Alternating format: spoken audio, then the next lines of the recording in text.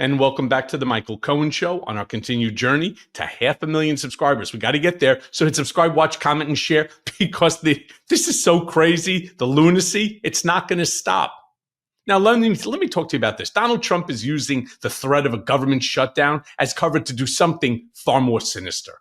Slash the federal workforce in line with Project 2025. I read that 922-page manifesto, and this is in there. Now, remember, this isn't some abstract idea. Russ Vought and the MAGA Brain Trust, they already wrote the playbook to dismantle our democracy. And Trump's already carrying out loads of it through these various executive orders. And instead of negotiating, what does Trump do? He tells Republicans not even to talk to Democrats while blaming, of course, the Democrats for chaos that he engineered. And the result? Result's going to be tens of thousands of government workers could lose their jobs. Americans could lose their health care, and our credit rating is going to take another hit. All of this while Trump pretends that the border is perfect, it's totally sealed, and the economy, it's booming. My co-host Ben Meiselas and I, we spoke about all of this on Political Beatdown. Take a listen. And this is part of Project 2025. And if I can please just remind our brigaders who wrote Project 2025, who orchestrated Project 2025. Oh yeah, Russ Vought, the same guy. And by the way, Russ Vought, you get the two-finger salute, you fucking asshole. Project 2025, which is like 65-70% of it, they have already done. They've already put out executive orders on like 70% of Project 2025, which is a manifesto. I don't care what anybody says, it is a 921-page manifesto on how to destroy America's Democratic Republic. I mean, why would anybody want to destroy something so good, something so important to the world? We have been the beacon of democracy, of normalcy for 250 years until all of a sudden you bring people in who absolutely have, number one, are out of their league. They are over their skis in the job. And you put together a manifesto how to destroy your own country. What the hell is wrong with this guy? So, Russ, fuck you, you idiot. Here, Donald Trump is asked by the reporter about the layoffs, firing more government workers if there's a shutdown, or using the shutdown as pretext to fire more government workers. Watch what Donald Trump says. Let's play it. Mr. President, furloughs are very typical when the government shuts down. Why is the administration directing federal layoffs of federal workers this time around? Well, this is all caused by the Democrats. They asked us to do something that's totally unreasonable. They never change. They want to give money away to illegally, people that entered our country illegally. They want to give them massive federal money. And we don't want to do that because it means everyone's going to just keep pouring back. Right now, we have absolutely perfect borders like you haven't seen in many years, even better than I had great borders during my 4 years, but these borders are stone cold closed. You can only come into our country legally now, but the Democrats want to give it all away. They want to open up the borders. Take a look at that. Big thing. They want to open borders again after what we're going through now, getting rid of prisoners, getting rid of all of these people dropped out from mental institutions, drug dealers, drug addicts, everything. They're putting everybody into our country. It's all ended now. But this is what Schumer wants. This is what the Democrats want. They want to have, and they want to take our money. We're doing well because of tariffs. We're doing unbelievable. We're making more money than we ever. So I just want to show the receipts. You know what they did, by the way? They took them out of the mental institutions and they made them all cabinet members. Yeah, exactly. Well, Donald Trump believes that insane asylums are people seeking asylum. And I'm going to do a video on this tomorrow, and it's part of a series that I do called All Hell Breaks Loose, where I cover the ICE raids and the ICE disappearing people. Some horrific videos out of a federal court in New York where ICE agents literally ripped apart a family and then like kicked to the floor. By the way, you do great things with those videos and how you put them out there. You know, honestly, I want people also to understand the importance of independent journalism, because you don't get truth. You don't get facts from television, whether it's cable news or even mainstream media. It's all opinion now. And it's opinion based upon who it is that they're trying to placate. So, I know that you're going to be putting out soon also Brian Karem's documentary. I mean, I know it because I'm actually in it. And it's so important. It's so important that there exists a network like this in order to combat the lies on the other side. And if you don't combat the lies, you know what they say, what Stalin always said, the more you repeat the lie, the more the lie becomes the truth.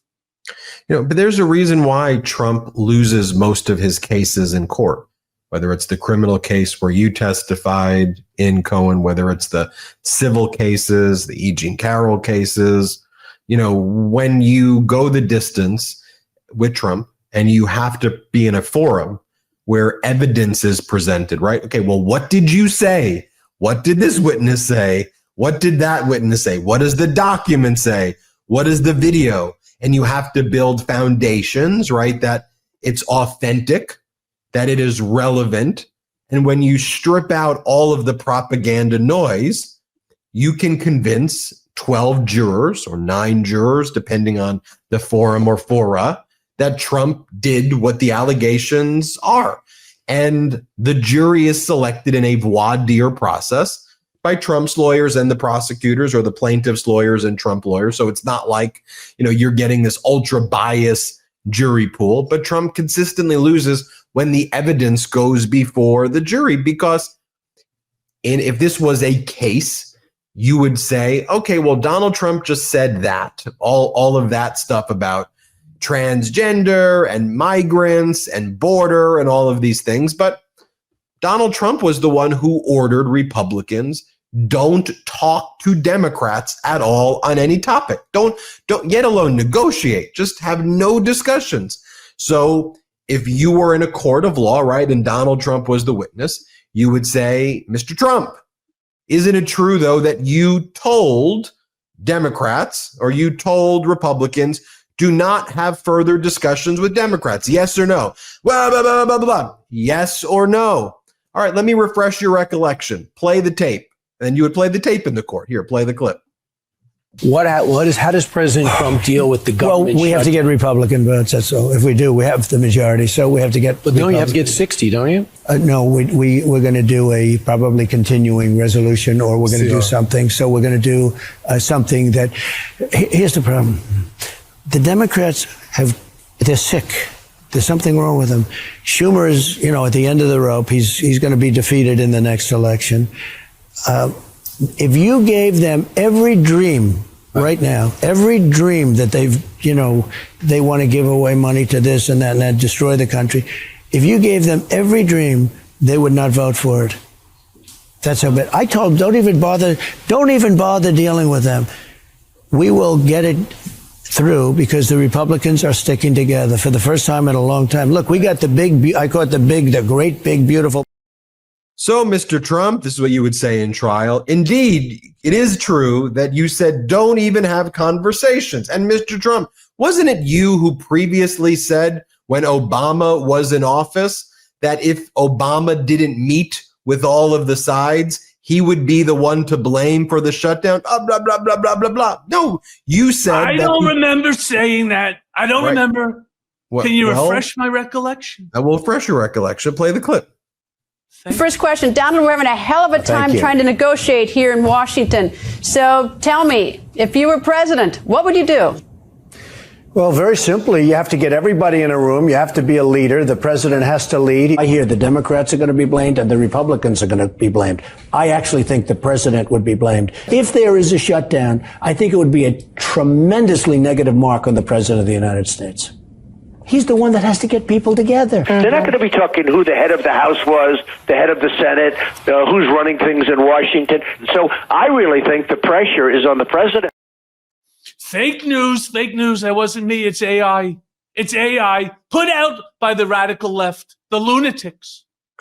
And that's where they go with it, right? Yeah. Because when Donald Trump's confronted with, come on, this is your signature. This is the birthday card that you sent for Epstein, right? In 2003. This is what you did. Like, it is what it is. We got you, right? What does Donald Trump do? It was a forgery. Okay, so it was a forgery. So Kash Patel's opening up an investigation. What for? Well, apparently there's a time traveler who forges president's signatures, who knew that when you were a Democrat in 2003, you would become a Republican, run for president, and try to cover up the Epstein files, and then frame you in 2025 over a birthday book, where, frankly, in the note itself, while creepy, if you had a legitimate explanation for it, it's far less creepy than some of the other things that you said, unless what it actually means is what's actually implied by enigma, and secrets will always remain and all of that. So there's a time-traveling forger, but that's where they are, Cohen. And if you were in a court of law where evidence and receipts and facts matter, and the defense lawyer, in this case Trump's argument was, yes, it's a time-traveling forgerer here who did that. As the plaintiff's lawyer, you would say, I rest my case. And you would win every time. But it's why, going back to the theme of this episode also, you need a healthy information environment, because courtrooms with the rules of evidence tries to create a healthy information environment where all the extraneous, irrelevant stuff, hearsay, doesn't come in. And all we try to do on this network, again, more than just be like, I love these Democrats, this is my favorite candidate. I really don't care about it. What I care about is good, accurate, authentic information. And in a situation like this, here's what I know. The Democrats, Jeffries and Schumer, say they want to meet with Donald Trump. We may not even want them to meet, but they say they want to meet, right? Donald Trump says, I don't want to meet. I was going to meet, but I'm canceling the meeting. Trump says to Republicans, don't talk to these people at all. Have no conversation. So to me, it's not me like shilling for Democrats or supporting them to say Trump's to blame here. If Trump did meetings and I saw it and he was saying, hey, look, we need to bail out the farmers because here are the issues. Can you give me this? I'll give you that. And I watched it, right? And then I observed it and I was like, you know what? I don't like this package, but I don't want to see a shutdown. You know, I'd want to see realize just how dangerous a shutdown is to the government.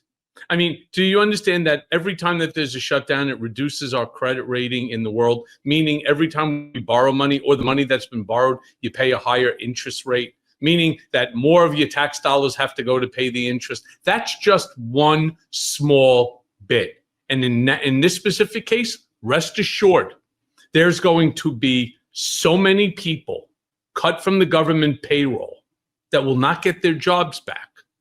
And you know what? That's why they went ahead, and that's why they're not putting numbers out. And that was what I wanted to answer to your question earlier before, Ben.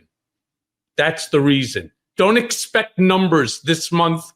Don't expect it certainly next month, because when they lay off tens and tens of thousands of people, there will be no data within which to demonstrate that this is a fact. You know, and Democrats need to hold the line right now, though. They do.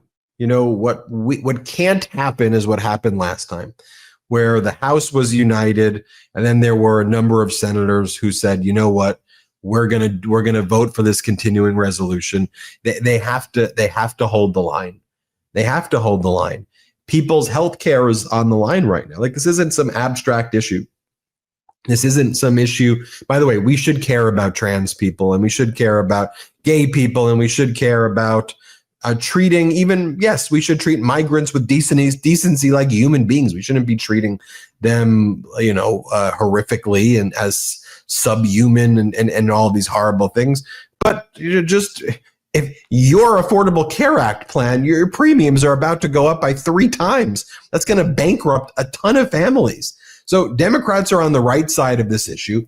You know, Trump and MAGA is going to throw every buzzword: trans, crime, migrants. Then Fox is going to blast it, and New York Post and right-wing media, and they're going to push it, and Elon Musk's algorithms are going to push it over and over and over and over and over again. But I want to go back to the clips that I just showed you. Trump said, I'm not even meeting. No conversations. don't speak to Democrats. Okay, well, if you don't speak to Democrats, then to me, you forfeit even any ability to make those arguments. But we'll follow this. We'll see where it goes. And all we can do here on this network is use our platform to get out the best information possible. Hey, everyone. First of all, thanks for watching. I mean, we're going to be posting daily episodes with reactions and talking about politics. We'll be talking about everything, in fact. So please like and subscribe. Join us on this journey.